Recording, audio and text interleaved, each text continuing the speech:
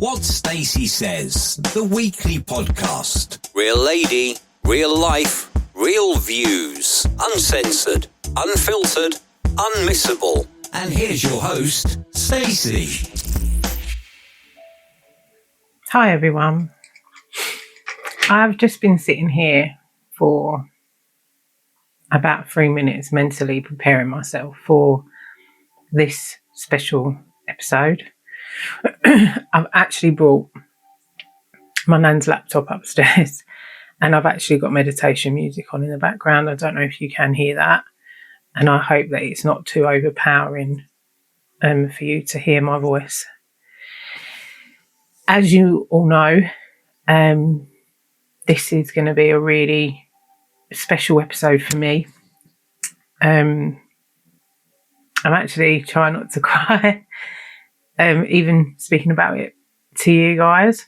I've actually got one of my cats in the room with me as well. She's not left my side. I wish I could show you her without sort of fucking all this up, but she's on the pillow. And I'm going to be talking about child loss. And I say child because I've been speaking to people and I've experienced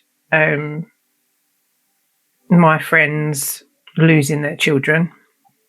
So this will come with a trigger warning, because if you have recently gone through the traumatic experience of losing your child, then this episode might be quite painful for you to listen to, but that's not my intention. My intention is to speak about my experience and what I've done to cope. Is that even the correct terminology to say, cope? And get on with my life, my everyday life, as horrible as that probably sounds, since it happened.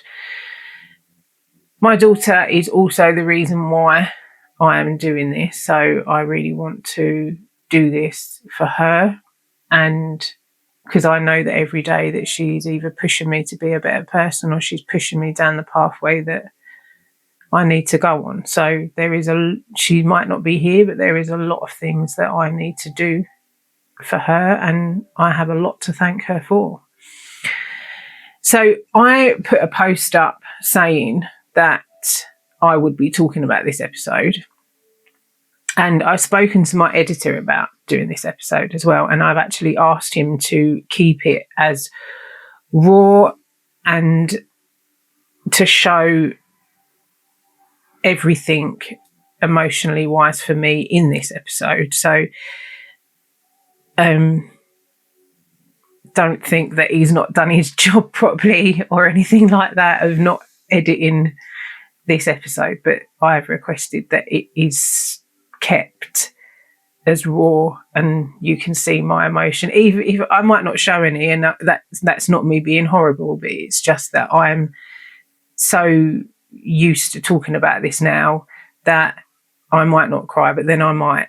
Reading some of the comments that my friends have left and things like that on my post has brought absolute tears to my eyes. So, and every single comment or a snippet of their experience that I have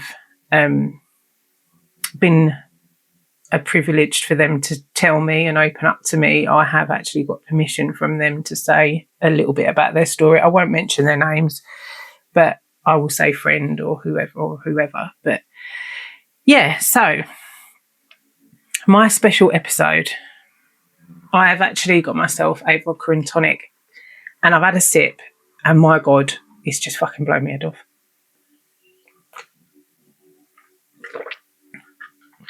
Yeah, that's strong. So I'm going to take you back 14 years. 14 years. Wow. I was 24 when I fell pregnant with my daughter, whose name is SyAnn. I fell pregnant on the pill, and I was with her father who was 15 years older than me. He wasn't the nicest person, but this episode is not about him or about us. I remember finding out that I was pregnant with SyAnn, and her father used to get my morning sickness. Brilliant. That's probably the only thing that he was good for. And he kept waking up and getting and feeling sick, and he was like, you need to do a pregnancy test. I was like, you're chatting absolute bollocks. He went, just do one, just do it. I said, no. I said, I'm on the pill. Like, I'm not going to do one, blah, blah, blah. And I'll do it if I am late or whatever. Well, he was right. And I did a pregnancy test and I was pregnant. My family weren't particularly happy with who my baby's father was. And I started my journey of being SyAnn's mum. Sorry.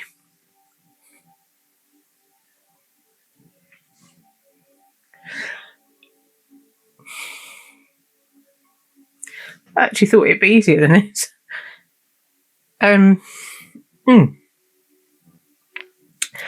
My pregnancy was perfect.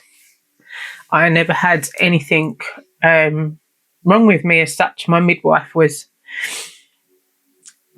turned around and said to me, I look forward to seeing you, because I know that there's going to be nothing wrong with you. God, I'm absolutely crying my eyes out, and I've not even got to the crucial part yet. So sorry. I've actually not even prepared any notes for this. Look, I've just got her name there. So my pregnancy was absolutely perfect. I had nothing wrong with me. My urine tests, TMI, were perfect. No preeclampsia, no nothing. My morning sickness was terrible. And the smell of cooked food would make me heave. I was like, no. I had really weird cravings. My cravings were ice. Like, I would eat ice, like cold lumps of ice. I had to have Ribena in the carton, and I'd have to put it in the freezer so it was slushy. Everything had to be ice cold. And big juicy oranges. They were huge, and I'd eat about 2 or 3 of those a day. And that was me throughout my whole pregnancy. Sorry, I'm leaking. And I was fine. I was healthy. She was growing as she should have been, and her scans were fine, and everything that a woman could wish for in a pregnancy I had, because I know pregnancy can be absolutely hard work. I know that some people don't cope very well with pregnancy. Some people hate it. Some people love it. I genuinely didn't have an issue with my pregnancy at all. It did get to the point where I was like, I can't put my knickers on now, and I'm rolling around the floor like a teddy bear trying to get one leggings in this and whatever. And she was due on the 21st of October. That was her due date. Did she decide to come on the 21st of October is the question. No, she fucking didn't. She was far too comfortable. She was far too warm, and she didn't want to come out. So I had to have a sweep done, which was not the most, as you ladies know, pregnant ladies know, if you've had one, they're not the most comfortable things to have done. Your midwife's hand is in a place that you never thought it would be. And they said to me that if I don't go into labour naturally, I would be induced on the 3rd of November. Well, luckily enough, I did go into labour by myself, but I had a lot of back labour, so I didn't actually know that I was in labour. And I don't know what the fucking hell's going on here. I started going into labour on the 30th of October. So she was 10 days late, or 9 at the time. And I got up. I lived with my daughter's father at the time. And I literally went into nesting mode and I blitzed the whole flat. We were then looking after our family dog, Sid. So he's following me around the flat, here, there and everywhere. Like everywhere I went, this dog was with me. And I thought, what the hell's going on? Because I had a lot of back labour, I didn't actually know that I was in labour. I didn't have any inkling at all. I didn't have any feeling that I was. I just thought, I've got a bit of back pain. I am 9 days overdue. This is normal, right? Then SyAnn's dad come home and then from work, and I was in a lot of pain then. And I was like, right, he said, right, come on, then we're going to the hospital. Everything was prepped, her bag, my bag. We were packed and ready to go. And we went to the hospital and they did an examination on me and said, no, you're only 2 centimetres dilated. You need to be 4.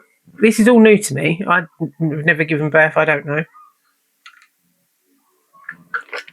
And go home and have a paracetamol and come back if it gets worse. So my mum at the time was living with my auntie and she didn't live too far away from the hospital. So we went back there and I had a bath. Well, my mum actually bathed me. This would be the first time she's bathed me in 20 years, because I was 24 at the time. And she was like, are you okay? And I was like, oh, I feel a bit hungry, but I don't want to eat and I'm hot and it's the middle of winter and you're hot and you're cold and you're going through all of this. Then I went downstairs and I always remember what was on the telly. My mum and auntie were watching Downton Abbey. And then the X Factor was on and I was like, I really need to eat a chocolate bar. Now, I'm not a massive chocolate person, not unless it's that time of the month. And I was given a Whisper, I believe. And then all of a sudden I felt sick. So I threw up in my auntie's plastic washing up sink bowl thing. And I said to her, the pains are getting worse and worse. So this must have been about 10 o'clock at night on the 30th of October. And I said to my mum, I need to go back to the hospital now because I'm now rocking around the living room floor and I'm wanting to cut my own head off. And this is just not even the start of it all. So we go back up to the hospital in Dartford. For those who know what hospital I'm talking about, it's Darrant Valley. And I had another examination after being sick again. And they said, oh, yeah, you're 4 centimetres dilated. You are now in established labour. You can now go to the midwifery-led unit, because I didn't want an epidural. I want to put that out there straight away. I didn't want one. So they put me straight in the midwifery-led unit and I could have as many people in the room as I wanted. So went down there and I was given gas and air. I had a ball, a little exercising ball, and I had a really lovely room. And the midwife was a lovely lady. She looked after me, gave me some toast. She said, you've got to eat. But when you're in labour and you're in so much pain, you don't even want to do anything, do you? So I said, okay, I'll have some toast and some apple juice, because they kept testing my urine and they kept seeing protein in it, but not enough to be concerned about. So they said, you need to eat, you're hungry. So I was like, right, okay. So I had toast and an orange and a carton of apple juice. And then I'm on the ball and I'm rocking around and I'm fine and I'm on my gas and air and I've not had anything stronger than gas and air. And my mum's nicking me gas and I'm wanting to hit her over the head with it. And I was coping. I was fine. I was happy. Didn't have any problems. My midwife was happy with examining me and all that. And that was how it consisted until about 2:00 in the morning. I really felt like I wanted a wee. So I went to my mum. I need a wee. Because you're literally like a whale, or you feel like a whale. And I've had to roll myself out of the bed. My mum's got hold of my arms like this. And I stood up and my waters broke all over her shoes. She weren't impressed. And I laughed. And she went, "Do you still need a wee?" I went, "No, I don't think so. I think I'm done now." She went, "Yeah, because you just pissed all over my fucking shoes." So that was that. And I sort of cleaned myself up and I got back into bed and I felt okay. Then the pains were getting a bit stronger. And my midwife come back in and she went to me, "Do you want anything stronger?" So I asked if I could have pethidine. So she examined me. She said, "You're still only about 5 centimetres." And I was like, "Okay, is that a good thing or a bad thing?" She went, "Well, you should really be progressing by now." She went, "Let's give you some pethidine. Let's see how you get on." So I had a shot of pethidine. She went, "Do try and get some sleep." She went, "Because like you're going to be exhausted otherwise." But again, you can't, can you? You're in pain. You can't sleep. Normally, when you're in pain, you go to sleep and the pain's gone. This is the kind of thing that you go to sleep and the pain is still there. So roll on another 4 hours. So I'm still in the midwifery led unit and I'm still not progressing to any more than 5 centimetres.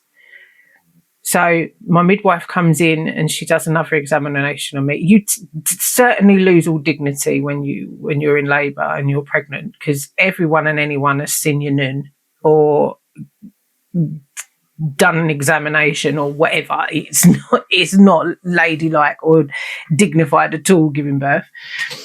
And she went to me, "I'm concerned." I said, "About what?" So she went, "Well, your daughter's back to back with you," which would make sense because I had a lot of back labour. None at the front, only a tiny, tiny bit, but it was all at the back. I went, "Okay, that would make sense because I've got a lot of back pain." She went, "We're going to have to take you to the delivery suite because you're still not progressing from 5 centimetres. So when they take you to the delivery suite, my pregnant ladies and my mums would know, you are only allowed 2 people in." So I had my mum and SyAnn's dad. And my Auntie Wendy stayed outside and would change between my mum. If my mum wanted to go and have a cigarette, my Auntie Wendy would come in and vice versa. So they took me down there and they put me on the hormone drip. This is all about 7:00 in the morning. So then my midwife changed over. So my night midwife turned into my morning midwife. And she was lovely. And her name was Jackie. And she went, like she's obviously looking at my notes and she's found that I've been in since like 10:00 at night, like the previous night. We're now on Halloween. Says it all really. So we're now on Halloween, early morning, and my midwife said to me, now by this stage I'm exhausted. I'm hungry, but I can't eat. And I said to her, am I going to have a baby today? She went, "Oh, you're going to have a baby today." She went, "You're going home with a baby today." And I was like, thank fuck for that. And the drip started to work. I apologise if this sounds like I'm going from one end of the story to the other, but this is how I kind of remember things. And I think going through the trauma that I've gone through, I've blocked a lot of stuff out. So there might be my mum or my auntie might say something completely different when this episode drops, but this is what I remember. So the drip started working, which made it more painful. So my midwife said to me, have you thought about having an epidural? And I was like, I don't want one. And she was like, why do you not want one? So I said, and in my head, and my ladies who have had babies will probably agree with what I'm going to say, I wanted to be able to give birth to my daughter, get up, have a shower, and go home with her. Because when you have an epidural, you're obviously numb from your neck down. That's exaggerating, but you get what I mean. And it takes a while for it to wear off and for you to be able to get up and walk around and have a shower. And I didn't want that. I wanted to be able to have her to myself, and be able to look after her and do what I needed to do for her as her mum. And I think I wanted her a bit more to myself because I had such a shitty relationship with her dad, and I thought, she's mine. Like, she's not fucking yours. She's only yours through DNA, but she's mine. I've carried her for 9 months and I want her, sort of thing. And the pain kept getting worse and worse. And then the anaesthetist come in, and he was a lovely man. And he come in and he went, I hear you do not want one of my wonderful epidurals. Now, by this point, I'm rolling around the bed. I'm in agony. I'm crying. And he was like, why do you not want one? I said, I'm just terrified of them. Because one, I'm terrified of needles. So it just frightens. The thought of it and what it does, it was just so frightening for me. And he was like, what do you want to do? I said, right at this minute, I want you to cut my head off. And he was like, well, I can't do that. But I do advise for you to have a epidural, because if anything was to go wrong, you are already prepped for us to whisk you to theatre if needed. Not saying that's what's going to happen, but that is what you're already. We don't have to worry. We won't waste any time prepping you. So I looked at my mum, and I'm now on my side. I was like, what do you think? She went, Stacey, you need to say it. So I said, I'll just fucking do it then. I don't care. And they did it. Now, bearing in mind, I'm high as a kite because they said that there was an infection somewhere. So they had to give me paracetamol through the drip thing.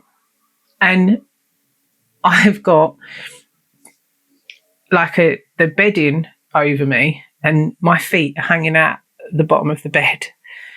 But I could move my toes, but I couldn't feel it. So that was a big joke in the thing. And I'm like, Mum. And she's like, what? I was like, look, I'm wiggling my toes. I was so fucking high. It was unbelievable.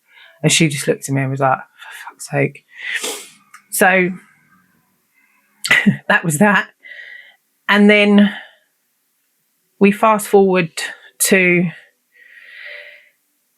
So I had my epidural at midday, and then we fast forward a couple of hours, just normal, laying in bed, and I've now got the monitor across my belly, and they're monitoring me, and they're monitoring that. By this time, I'm like, I'm bored.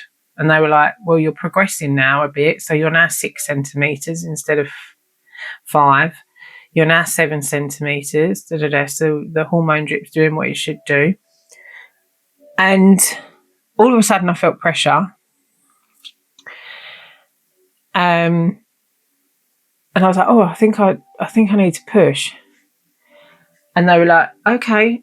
Then it just went crazy, and I can't kind of think of stuff that happened. And I'm trying to push, and she's not coming out. And I've got hands in places that I didn't really think I could physically put or have hands placed. And then everyone, sort of people higher than my midwife, came in the room, and they were like, she's not, that, like, I think I was pushing for about 45 minutes and she weren't coming down. Then at one point her heart was failing, so they had to roll me over to my left side.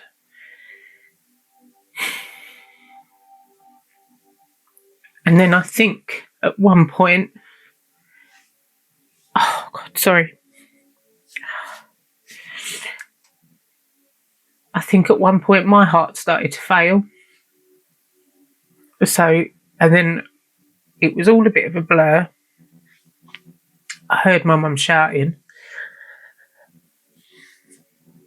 to I don't know if she was a registrar or consultant or something, but she was rude, really rude, because she kept saying to my mum, oh, she's a first time mum, she needs to experience a vaginal birth. And my mum was like, no. She went, she's been pushing for an hour, nothing's happening. But this is happening all over the top of my bed. So my mum's this side and the doctor's this side, and they're shouting at each other.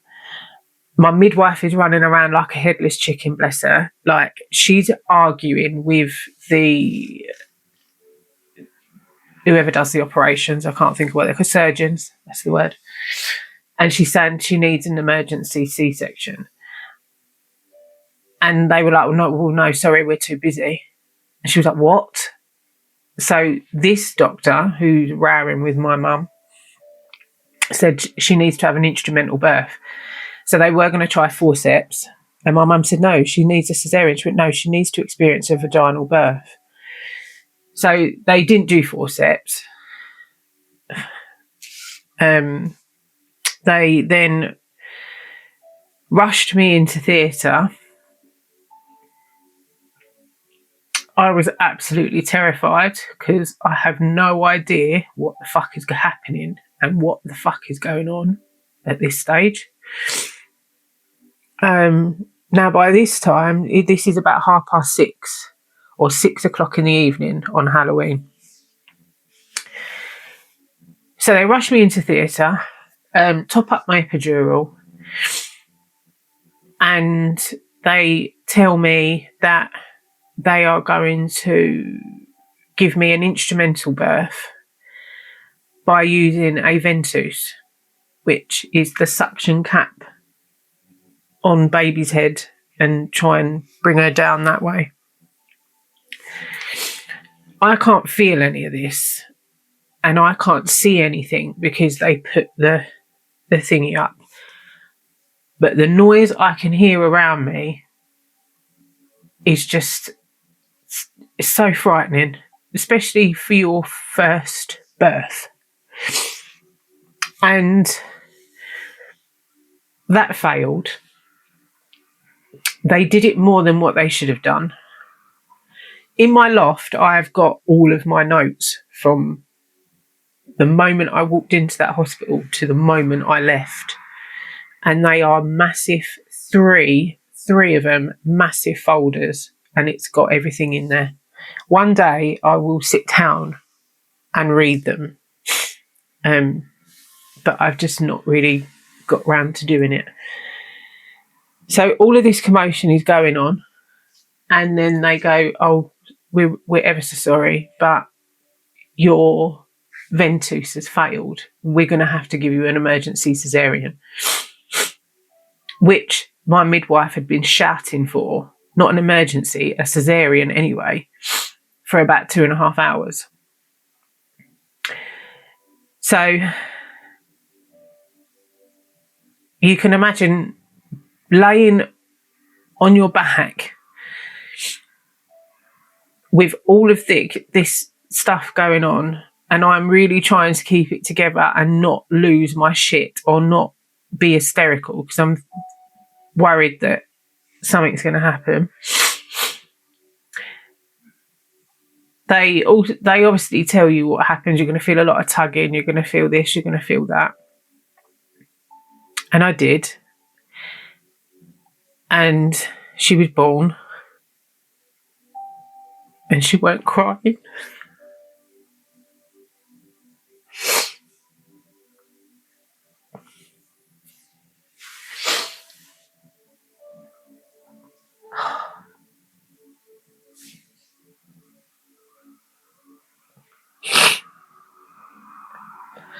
I didn't think I'd cry. I didn't think it would be this emotional. That's why I've got a vodka tonic up here.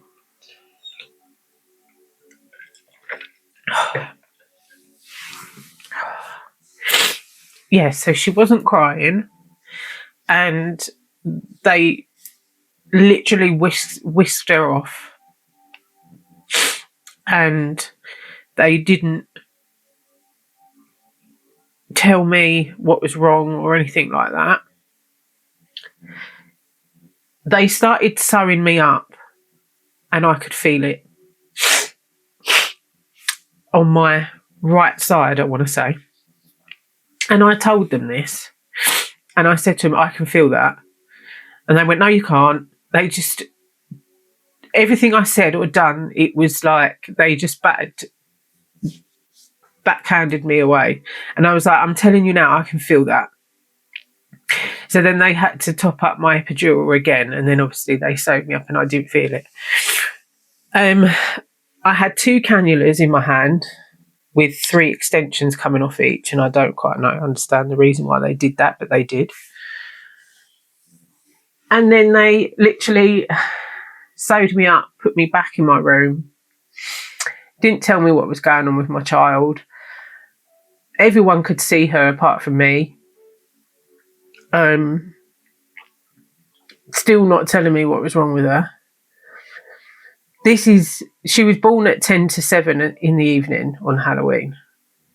And I think I got an update about 10 o'clock at night, 10:30, 11:15 at night. Now, by this time, my mum and my aunt had gone home because I said to her, you need to get some rest or whatever. And the midwife come in to me. My midwife that had been with me all day was in tears. And I had a paediatric doctor come in, and he basically said to me, we need to stabilise her before we can move her. I said, well, first of all, you need to fucking tell me what the hell's going on. And he said, well, when she was born, she had the cord around her throat, which has cut off circulation oxygen to her brain. And that was all I got. I didn't know anything else. And then he went, I've got to go because I'm looking after her, blah, blah, blah. I was like, when can I see her?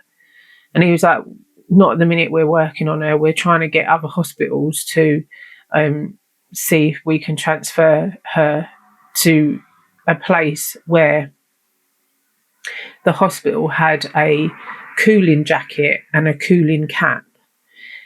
And basically that was to cool her down, to stabilise her and to prevent severe brain damage, if not more brain damage.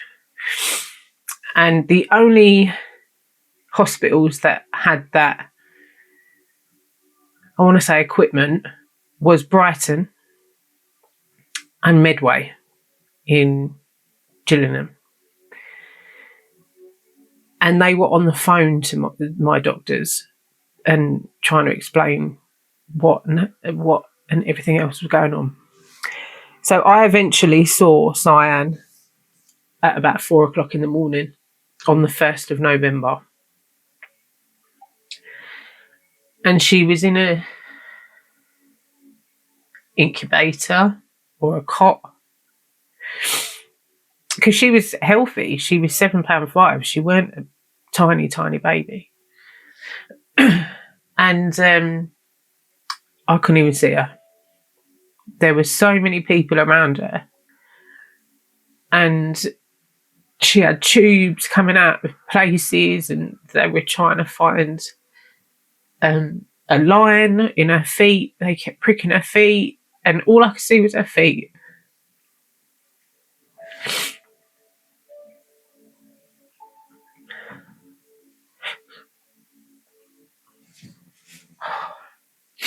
Not brought any tissue in here with me. I haven't got any. And that was the only time I see her alive. And I got put into a room next door to her. Now, by this time, I'm exhausted. I'm emotional. I'm so fucking angry. I had no phone. My phone had died. I'd not brought a charger with me because I didn't think I would be there this long. And the paediatric doctor come in again. And I said to him, I said, I'm tired, I'm exhausted. I said, I don't want you sugarcoating shit with me. I said, I need to know what's happened and I need to know what the outcome would be. And he looked at my midwife and she just looked at him and just basically looked at him to much say, you need to tell this woman the truth. And I was told that if my daughter would have survived this experience, she would never be able to walk, talk, or do anything for herself, basically. So I said to her, oh, sorry, one of my lights have gone out. Oh, I need to charge it anyway. If she was to communicate with me, it would be by moving her eyes, and that would be it. She would need 24-hour care.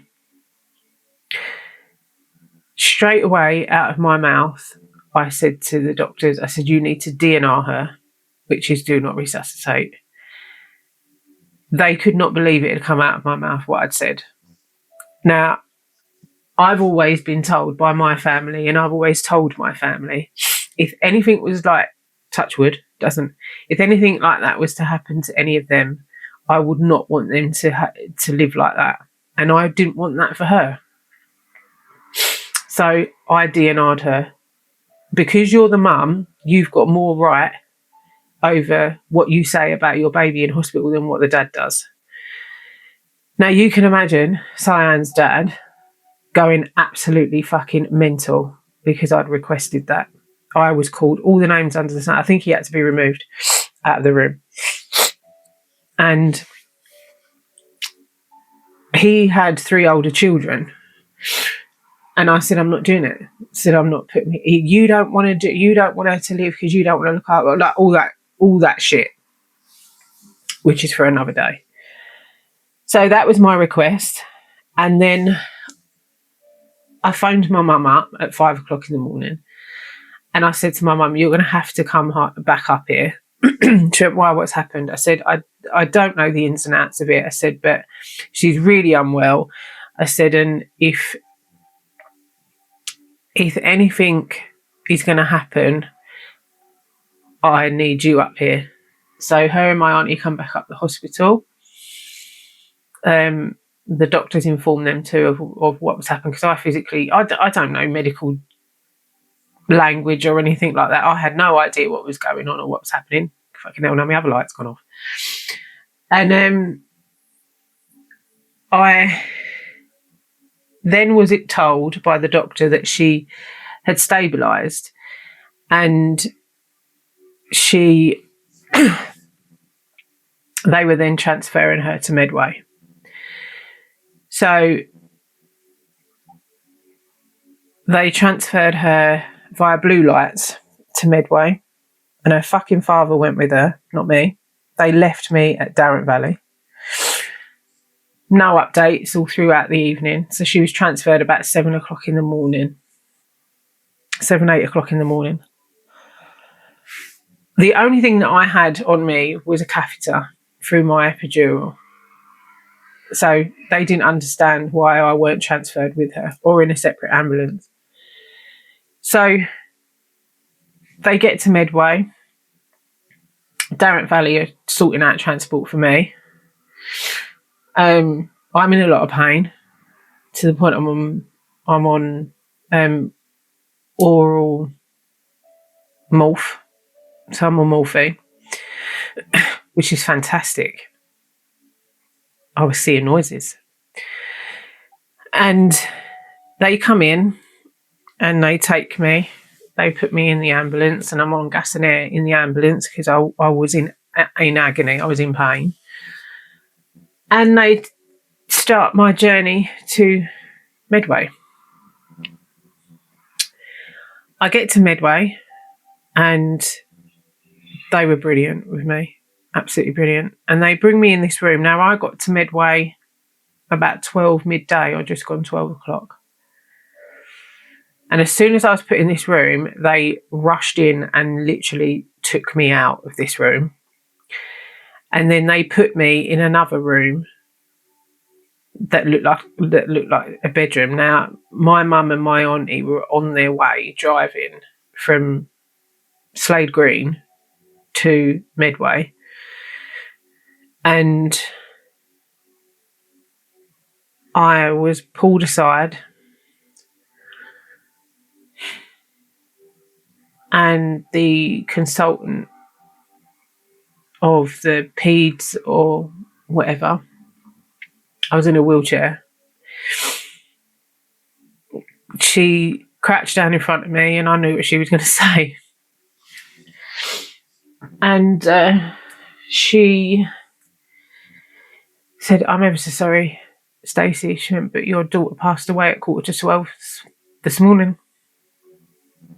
So I got there at 12 o'clock midday and she died 15 minutes before I'd got there.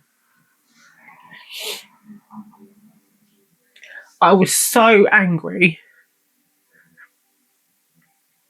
because I didn't get to hold her.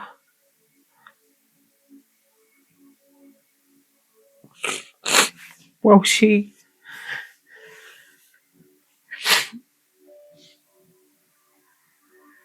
passed away. I was so angry that her dad done that. I know he's her dad, but I thought that's not fair. And I couldn't even cry. I just went numb. And they brought her into me and she looked like she was asleep.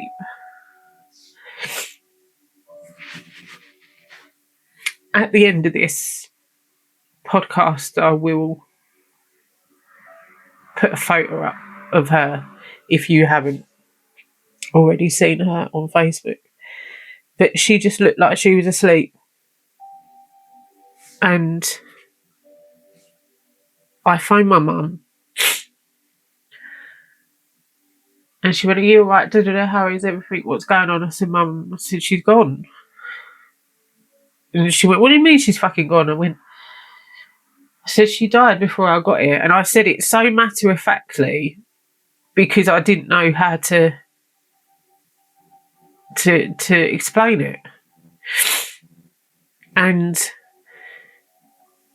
she was like, "You're joking." I said, "No, Mum." I said, "I'm holding her." She went, "What?"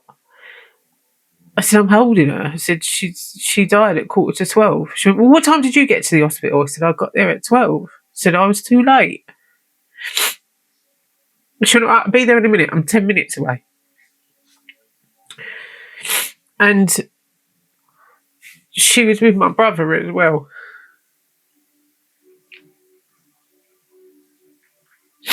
And I remember sitting up against the wall in the wheelchair and the door was here.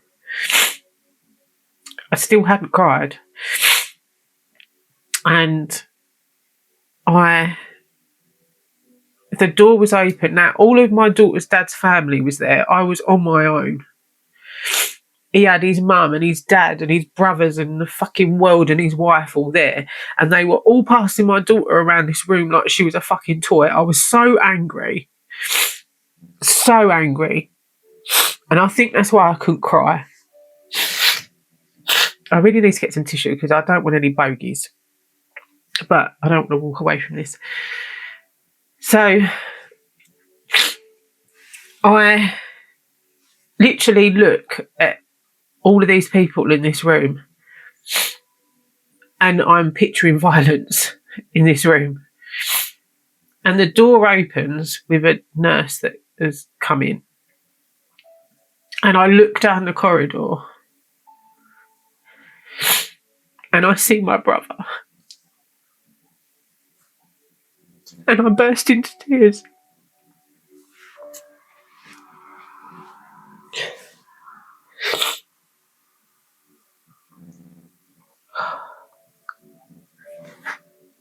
I was absolutely sobbing at the sight of my brother.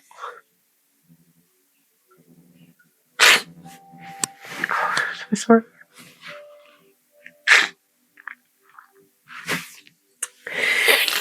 And Tommy walks in the room and he gives me a cuddle, and I'm really upset. My mum's really upset. And my daughter is being passed around this room somewhere. And I said to her dad, I said, can I have her back, please? My mum's here. And he was just a fucking cunt. Sorry. And my mum's like, well, where is she? And as she turned round, my daughter's dad's got her in his arms. She was like, oh, God. And she was just in a blanket and a nappy at this time. And my mum's holding her. And then the nurse come in. And I didn't think at the time. They went, do you want to put her in some clothes? And I was like, yes. But I didn't think that to put her in the clothes that I was going to bring her home in.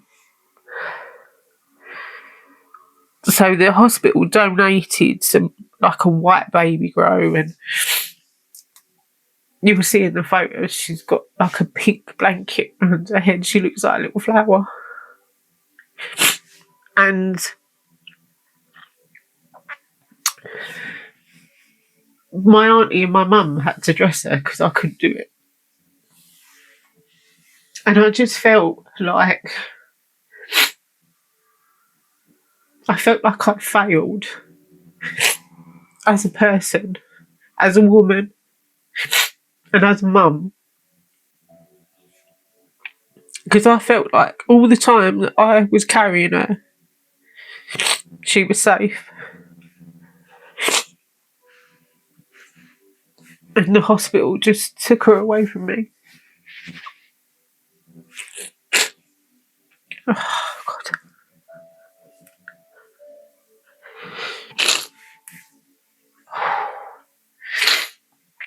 I want to wipe my nose on my cat in a minute because she keeps looking at me.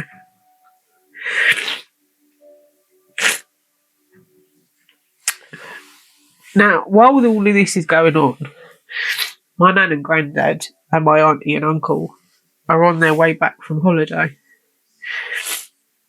They were in Turkey. And I think my mum phoned my nan and told my nan what had happened. And my granddad went into shock on the plane coming home. He couldn't stop shaking and feeling sick, and he was really unwell. Because my granddad didn't see her dead. My nan did, but my granddad didn't. So the nurses come back to me and said, do you want like a little Moses basket for her? And you can have her with you for as long as you want. But we want to make you aware the longer she's out, the more she will start changing. She will start changing colour. And I had her in my lap, and my brother kept looking. Now, bearing in mind, my brother was only 18 at the time. He had turned 18 in the July. And my mum took SyAnn back off of me. And without thinking, bless her, she turned around and went to give SyAnn to my brother, and my brother fainted nearly. His legs went, he was like, no, I can't do this.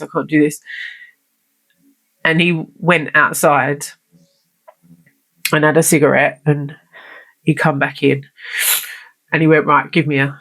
And there was a massive window in the room, and he just sat on the ledge with her. And he held her like that, so her head was like here. And he was talking to her and saying that he would have taken her football and he would have turned her into an Arsenal fan and all of this. And it broke my heart it just broke me into a million pieces. There was actually a photograph taken of my brother and SyAnn like that, and I think her dad's got it, or he's whatever. So fast forward to everyone going home. Medway Hospital were absolutely brilliant. You're right there, love. Absolutely fantastic with me. I had so many people come into my room just to talk to me because they'd heard about what had happened, and they were disgusted, absolutely disgusted with what had happened. So in hindsight, I should have been given a caesarean section when my midwife asked for one, and they refused, which resulted in an instrumental birth, which was unnecessary and literally uncalled for, which resulted into a emergency caesarean, which didn't need to be done because they should have done it anyway. And my daughter died of severe brain damage caused by the ventouse. And that was it. And they should have given me a caesarean. She had a little bit of pneumonia because obviously my waters had broken and I was left quite a long time. That which is I wouldn't say their fault, because my waters had broken. I didn't realise because of my back labour until my waters broke again when I went into the hospital. And I couldn't get over that. I thought, you have absolutely failed me. And everyone in Medway Hospital was telling me to basically take this further and sue the hospital. And sorry about that, everyone. I had to take a little break there, talking about what was happening, and it was so hot. I got changed and whacked my hair up, so now I look like a Japanese doll. Yes, so the caesarean went ahead, and it should have gone ahead when my midwife basically asked for one. And I was told that SyAnn had congenital pneumonia, which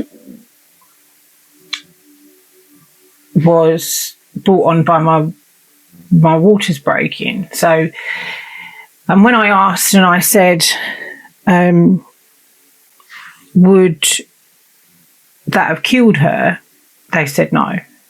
So yeah, that was a bit of a kick in the teeth, I'm not going to lie. So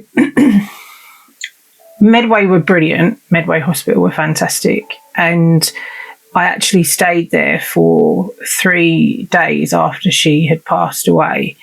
And I had her in the room with me, like everyone had gone home. And I had her in the room with me. And the midwife come in and said to me, you can have her for as long as you like, but I just want to make you aware that she might change colour. And I sat with her, and her father was in the room with me, and I was talking to her as if she was alive.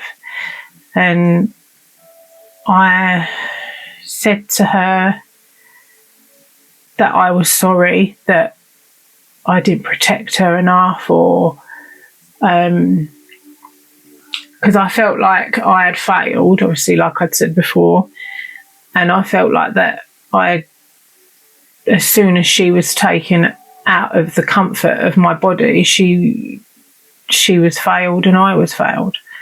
So I had all of that conversations with her and thanked her for picking me, for going on this little journey together. And I asked the midwife to come and take her, and that was it. I didn't want to see her, as horrible as that sounds, I didn't want to see her anymore after that, because I knew that she wouldn't look like what she looked like to me, because I knew that she would change. So fast forward to her funeral. Her funeral was held on the 24th of November. And I didn't tell anybody about what songs I was having. So because it was November, the songs that we had for her going into the church was Guns N' Roses' November Rain. I don't think my mum will ever forgive me for picking that, because that's one of her favourite songs. I can listen to that one at a push. I think I can listen to that one more than the other two that I chose. And the other two were Coldplay's Fix You. If anyone has listened to the lyrics of the song, you'll understand what I mean. And I can't listen to that song. If it comes on the radio, I turn it off. If it comes on the telly, I walk out of the room. And there's been times where it's come on where I've worked and I've had to walk out. And I had, I think it's Sarah McLachlan, In the Arms of an Angel, of her coming back out of the church. SyAnn was buried. I didn't want to have her cremated. My funeral directors were very honest with me and said, don't do that. And I didn't, so I chose to have her buried. She is buried in Welling, and she's got a lovely little place, little resting place. And when I first lost her, I'd be up there all the time, sitting with her and talking to her, and maybe not even talking, just sitting there and crying and beginning to get resentful and hated the world, because I thought, why has this happened to me? I had so many questions and I didn't have the answers to. But now I don't go up there as much, and that probably makes me sound like an awful mum, but I know she's not there. And whatever you believe in, if you're a spiritual person like me, you believe that they're always around you. And I know she's always around me, because I've been told that she's always around me. Another thing is that we, after that, me and her father split up. I don't talk to him anymore, and I don't want to. I don't think he done a lot. He made it, his grief, all about him. So, but I will go into that in a different episode. I won't go into that too much. But if you've got a partner that you really, really love, and you've got a brilliant relationship, you've really got to stick together on this. You've got to remember that it affects dads as well. And it's not just, you've got to be strong for each other. You've got to be 100% one day, and he's got to be 100% the other, and you've got to grieve together. It's not a competition of who hurts more. It's not a competition of, well, I carried her, so it's my grief, or etc., because it will just pull you two apart. And if you don't want that, don't do it. I did have counselling, and a lot of it, should I say, but I haven't had so much anymore. But I had to shut my grief down and put a lid on it, because her father wouldn't let me grieve. So I couldn't talk about it for a long time, or I could, but to my closest people. If anyone because I was a couple of years on, people are going, oh, you're going to have kids and all that. And I'm like, oh, what do I say? And I was like, yeah, maybe one day. I just wouldn't tell people that, oh, I've lost a child, because it is a bit of a taboo subject. People get awkward around you. They don't know what to say. And it should be spoken about a lot more, and hence why I'm doing this as well. Because you feel so lonely, even though you have got so much support around you. You've got your friends and your family and all things like that, but you do feel so lonely. I had my mum and my friends and my family all around me, and I felt like the loneliest person in the world. And sometimes I still do feel like that when I'm having a moment. But do talk about it and don't bottle it up like I did, because mine resulted into a nervous breakdown.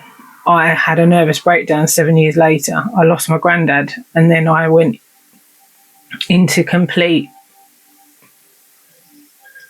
shit street. I just lost all sense of feeling, I suppose. But I will go into that on a deeper level, because I'll be talking about this all night. We did have an inquest, which took 3 years to get to court, because I did sue the hospital because I was not going to let this rest. And it had nothing to do with money. It had everything to do with I did not want this happening to anyone else. And the hospital did try and cover it up and say, like, of course they would.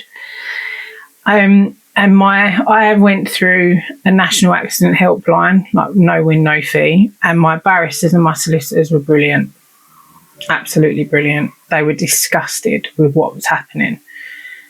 Even on the inquest day, the doctor that was rowing with my mum over my bed was throwing notes down the front of the courtroom. And my barrister stood up and said, if she carries on doing that, then I want her removed. She was just an arrogant arsehole and should not have been practicing. Her bedside manner was absolutely disgusting. Even on the day of the inquest, she was just an absolute arsehole. My midwife walked in and started crying and just had to be composed because she was just hysterically upset, which is the norm I would be as well if I was a midwife. And they couldn't say, I kept looking at the coroner was disgusted. And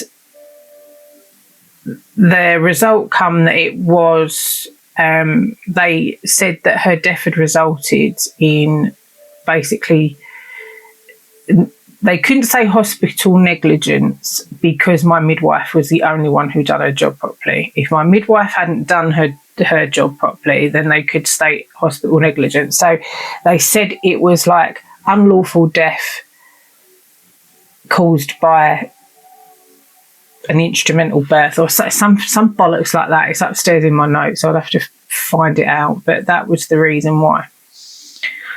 So that is my story of me and my daughter. I'm going to branch off from this episode about things because I think the reason why I have not had any more children, not through not wanting them, because I do, because that is my destiny. I want to be a mum. I think it's a lot up here, and I think my brain is blocking my body from having a baby because I'm so terrified that it's going to happen again. And I don't want to put that pain onto James. I don't want that pain on myself. I know for a fact I couldn't mentally cope with that again. I couldn't go through the stages of that again. I just couldn't. I know I couldn't. So in my next episode, I will probably touch upon depression and anxiety and mine after this. And what I did to sort of cope with that. I will talk a bit more about my nervous breakdown. I will, and then it's from there. It's like how I felt about other people having babies because nobody wanted to tell me that they were pregnant. And it really, really pissed me off and it really upset me. Like friends didn't want to tell me because they didn't want to upset me and things like that. And I was like, I want you to tell me, but internally, I was so jealous, but not in a horrible way. I was jealous that it wasn't happening for me. So I will touch upon that subject as well, because I think that's a bit big taboo subject that people don't want to talk about because they're like, oh no, it makes me sound like an arsehole. When if you dig deeper,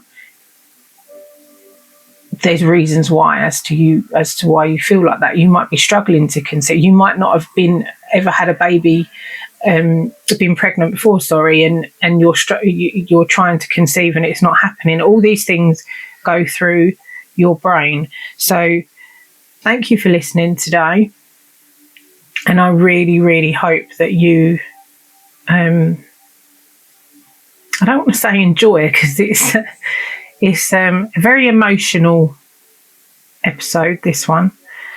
And yeah, please get in touch with your comments, and like I say all the time, thank you for your support in everything, and supporting me, supporting this crazy idea. And I will speak to you next week in regards to the continuing of this journey, this episode. So I do want to try and put little jokey ones in, but we shall see. So thank you very much. Enjoy the rest of your week, and I hope to see you all soon.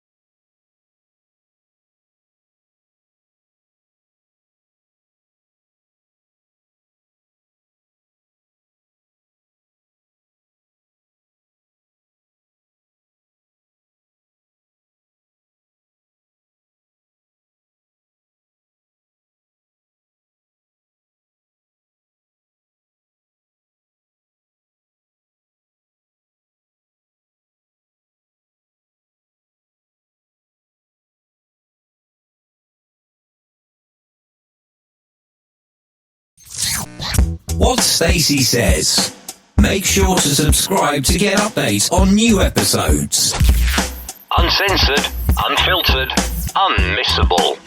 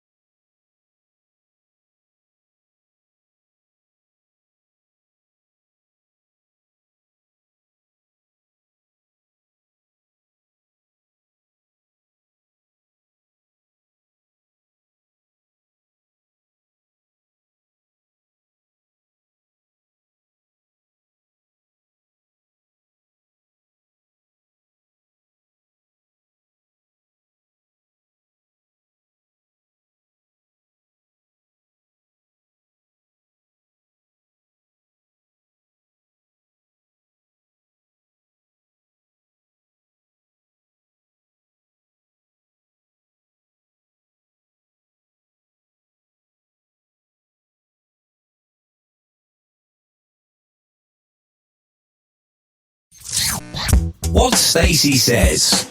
Make sure to subscribe to get updates on new episodes. Uncensored, unfiltered, unmissable.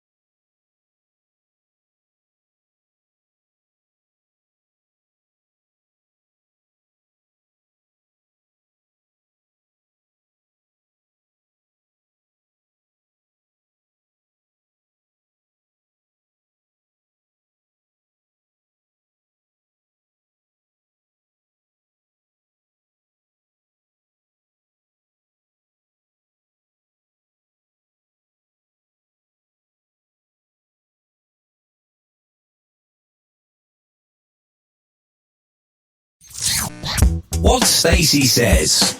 Make sure to subscribe to get updates on new episodes. Uncensored, unfiltered, unmissable.